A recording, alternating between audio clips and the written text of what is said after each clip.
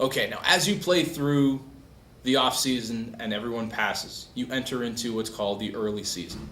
And after the early season comes the middle season, then the late season. Think about this in terms of months. So the early season is May, June. The middle season is July, August. And the late season is September. Those really important games. Now, we're not going to play 162 games. That might take a little bit of time. But what we do is we incorporate Tommy Lasorda's philosophy. What Tommy Lasorda said was, no matter how good a team you are, you're going to win a third of your games, and you're going to lose a third of your games, no matter what.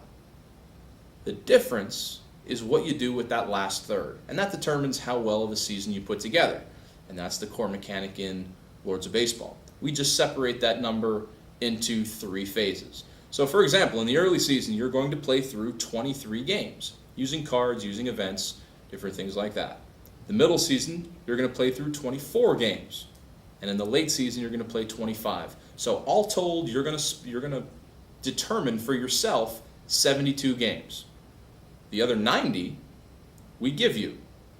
You get 45 wins, just like that. But you get 45 losses, just like that. So those 90 games are set in stone. Now, as you play through the round, you're going to win games, you're going to lose games, and you're going to keep track of that information here on your player mat. Now, your player mat has a win section and a loss section, and you're going to get a chit with a win and a loss to keep track of things. As you get closer and closer to that number, you might want to think about passing. It's always better to be under the total number of games to be played. And when I say that, I mean if you win 10 games and you lose 10 games, you've played 20. That's under 23. However, if I win 15 and I lose 15, that's 30. Obviously, that's above 23. You don't want to go over. We'll talk about that here in a second. If you go under the total number of games to be played, how you normalize or how you get your record up to 23 is pretty simple. You play 500 games. You play 500 baseball. You win, you lose. You win, you lose. You win, you lose.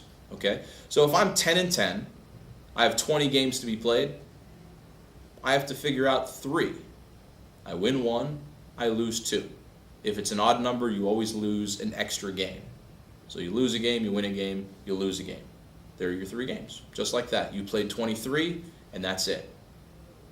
If you go over, let's just say again, I'm 15-15. The penalty for going over is losing some of those wins. Some of those wins get shuffled off into the 45 you start the game with. Okay? So I'm going to pick up that 15 win chit. Didn't happen. Those 15 losses stay put. And then you have to figure out how many games will get you to 23. In this case, 8. In the early season, I would be 8-15.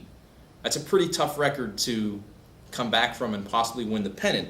So think about, as you start getting close to that number, passing is pretty much always a safe bet because people cannot attack you. And you're going to want to hold on to some cards for the middle season and for the late season as well. So strategically, passing isn't always the worst thing in the world. Okay? Now, as you get later on and everyone passes, you normalize your record and you go on to the middle season. Once you play through the early, mid, and late season, hopefully you have a record that's strong enough to win the pennant.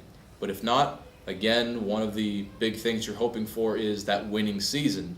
So as you keep track of wins and losses on your player mat, you're also keeping track on the actual game board. So you're going to see who's in first place right now, who's in last place, who should I attack, who should I go after, who can I not worry about for a couple of minutes. We'll talk about how you attack other players and how they might attack you coming up. So check that out.